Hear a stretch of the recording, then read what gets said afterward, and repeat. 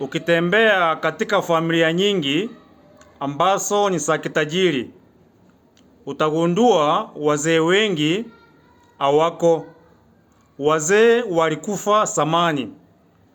Na sielewi ni kwa nini wazee wengi baada ya kumaliza kufanya maendeleo ndio wazee wanaaga dunia. Mzee anasomesha watoto wanamaliza shule. Mzee anafungua makampuni kubwa kubwa. Mzee unasikia amekufa baada ya kuweka biashara za magari barabarani. Eti mzee amekufa. Mzee anakufa baada ya kujenga nyumba, watu wameanza kuishi ndani, pesa zimeanza kuingia. Ndio unasikia mzee fulani aliaga dunia. Hatuelewi ni kwa nini wazee wengi wanakufa hivi.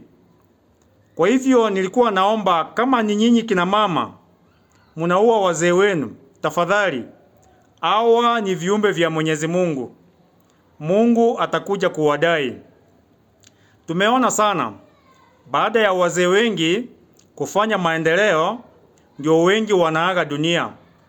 Hatuelewi nyinyi akina mama, ni nyinyi mnafanya haya maneno ama namna gani? Ukipita katika boma nyingi utagundua wazee hawako. Wazee walikufa, na walikufa baada ya kufanya maendeleo.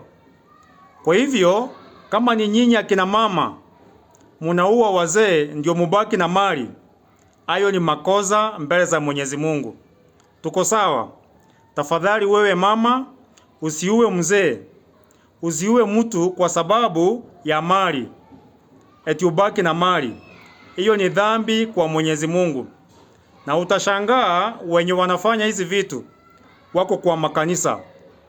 Kwa hivyo wazee wengi wameaga dunia baada ya kufanya maendeleo mingi. Mungu uturumie sisi wenye dhambi.